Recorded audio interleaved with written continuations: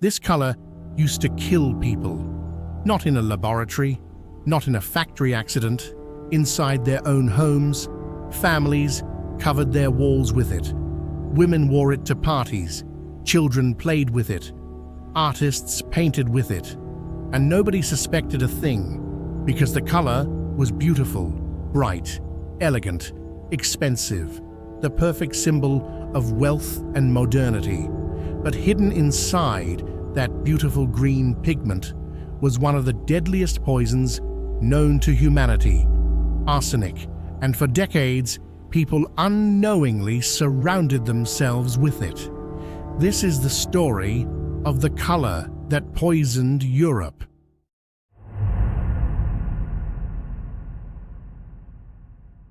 The early 1800s were a time of rapid change. Europe was becoming wealthier. Cities were expanding. New technologies made it possible to produce colors brighter than ever before. For centuries, vibrant pigments had been rare and expensive. Most dyes faded quickly. Many colors looked dull. Then chemists discovered something extraordinary, a brilliant shade of green. Unlike anything people had seen before, it was vivid, rich, intense, and compared to older pigments, it was surprisingly affordable. The color quickly became fashionable. Wallpaper manufacturers loved it. Clothing designers loved it. Publishers used it in books. Toy makers used it for children's products. Soon, the color appeared everywhere. It became a symbol of sophistication.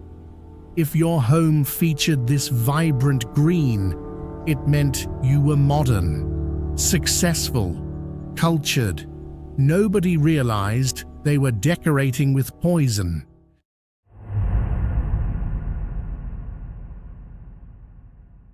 The pigment became known by several names.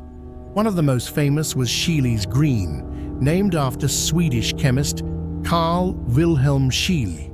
Later, an even brighter version called Paris green became popular. Both shared a dangerous ingredient, arsenic. Today, arsenic is widely recognized as highly toxic, but in the 18th and 19th centuries, its dangers weren't fully understood. In fact, arsenic appeared in countless products: medicines, cosmetics, pesticides, paints.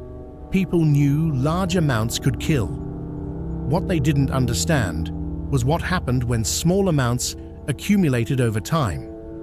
Manufacturers focused on one thing. The color looked incredible, and consumers couldn't get enough of it. The brighter the green, the more desirable it became.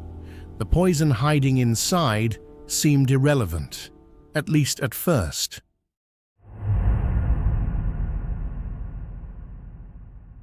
Then, strange things started happening.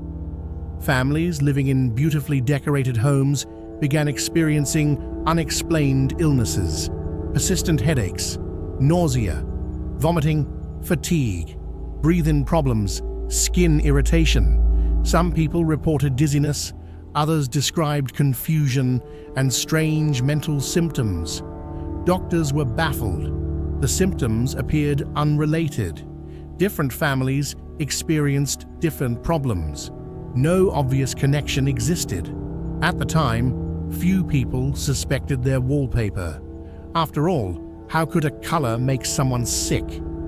The idea sounded absurd. Most physicians searched for other explanations: poor air, bad food, unknown diseases.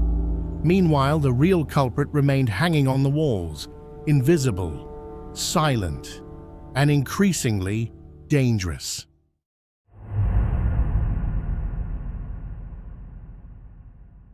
The danger wasn't always immediate. In many homes, the poisoning happened slowly. As wallpaper aged, it interacted with moisture. Damp conditions became especially dangerous. Researchers later discovered that certain molds could react with arsenic compounds. This process could release toxic arsenic-containing gases and particles into the air. Everyday activities made the problem worse.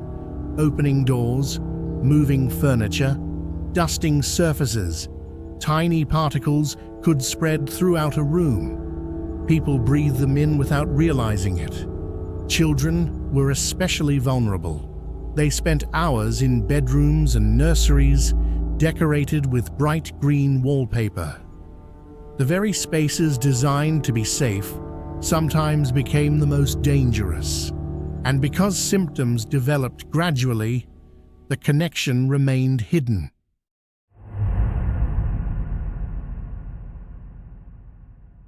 Wallpaper wasn't the only problem. The color became a fashion sensation. Women's dresses often contained arsenic-based dyes. Artificial flowers used for decoration contained arsenic.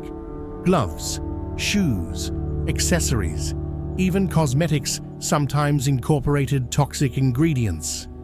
Factory workers suffered the worst consequences. Many handled arsenic pigments directly. They inhaled toxic dust every day. Workers frequently developed severe health problems. Some became chronically ill. Others died young. There were reports of dressmakers becoming sick after working with green fabrics. Artificial flower makers often experienced poisoning symptoms, yet demand remained strong. The color was simply too popular. Beauty continued to outweigh caution, and the fashion industry kept producing more.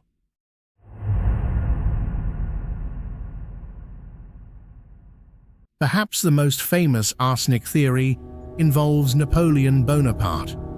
After his defeat, Napoleon was exiled to the island of St. Helena. Years later, he died under circumstances that sparked debate. Officially, many historians believe stomach cancer was the likely cause. But another theory emerged. Researchers discovered unusually high levels of arsenic in samples of Napoleon's hair. Some investigators pointed to the green wallpaper in his residence.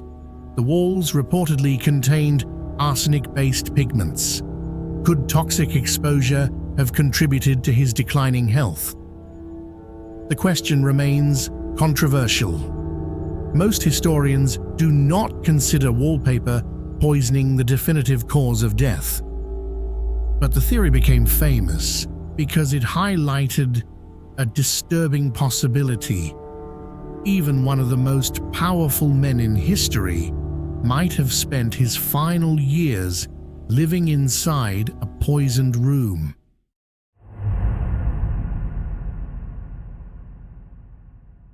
As chemistry advanced, evidence against arsenic pigments became impossible to ignore. Scientists began identifying clear links between the pigments and illness. Public concern grew. Medical journals published warnings. Researchers conducted investigations. Gradually, manufacturers faced increasing pressure. The beautiful green color that once symbolized progress became associated with danger. Alternative pigments appeared, safer dyes entered the market, and arsenic-based products slowly disappeared from everyday life. But not before decades of exposure, not before countless illnesses, and not before an entire generation unknowingly decorated their homes with poison. History often teaches the same lesson. The things people fear aren't always the things that harm them. Sometimes the greatest dangers look beautiful, elegant, fashionable, even desirable. For decades, Europe filled its homes with a color it loved, a color associated with wealth, taste, and sophistication. Yet hidden beneath that beauty was a poison slowly spreading through bedrooms, living rooms, and nurseries. The color never changed. What changed was our understanding of it. And that's what makes this story so unsettling, because the people who bought those wallpapers weren't careless, they weren't reckless. They were simply living with the best knowledge available at the time. surrounded by something beautiful, never realizing it was quietly killing them.